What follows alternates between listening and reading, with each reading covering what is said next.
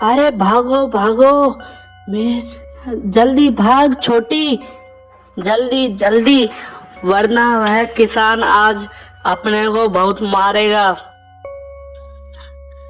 यह बोलते हुए दो जुड़वा चुड़ैल बहनें खेत से केला और पत्ता गोभी चोरी करके भाग जाती है।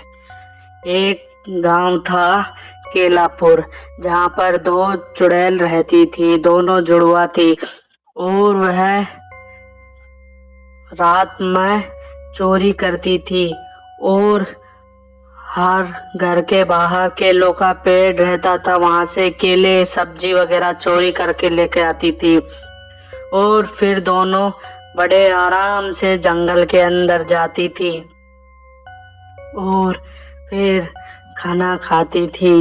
यह सिलसिला बहुत दिनों तक चलता रहा और वह आपस में बात करने लगी कि आजकल मजा नहीं आ रहा छोटी, लगता है कोई बड़ा हाथ मारना पड़ेगा हमको हमको अब बड़ी चोरी करनी पड़ेगी। फिर वह एक दिन अपनी तीसरी बहन को लेकर आती है और बहुत सारी सब्जियां उठा लाती है एक घर से और बहुत खुश होती है और बोलती है आज तो मजा आ गया, आज तो बहुत तरह की सब्जी मिल गई, अब हम 10 दिन तक जंगल से बाहर नहीं निकलेंगे, बढ़िया खूब खाना खाएंगे और मजे करेंगे। और बोलती है अब तो हमें सोएंगे बढ़िया खाकर। और उधर गांव के 4-5 लोग चल दिए कि आखिर हमारे गांव में चोरी कहाँ हो रही है, कैसे हो रही है, कौन कर रहा है, ये जानने के लिए।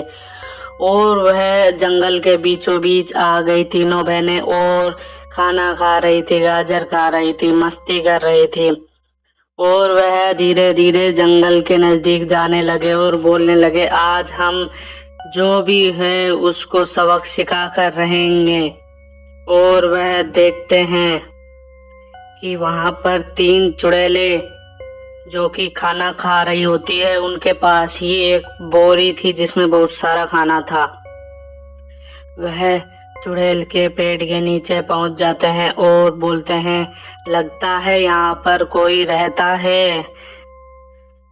फिर वह धीरे धीरे जैसे ही आगे बढ़ते हैं तो उनको क्या दिखता है कि तीनों चुड़ैलें बातें कर रही थी और उनके हाथ में खाना था। यह सोचकर वह बहुत गुस्सा हो गए और बोले अब हम इन्हें मजा चखाएंगे।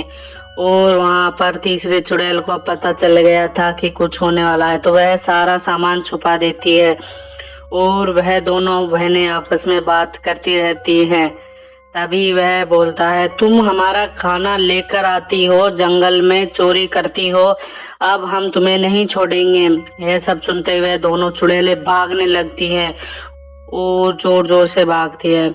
तभी उनके पीछे रामू नाम का किसान पड़ जाता है जिसके खेत से वह अभी केले और एक कट्टा लेकर आई थी और बोलता है आज मैं तुम दोनों को नहीं छोड़ूंगा, तुमने हमारा पूरा खाना खा लिया।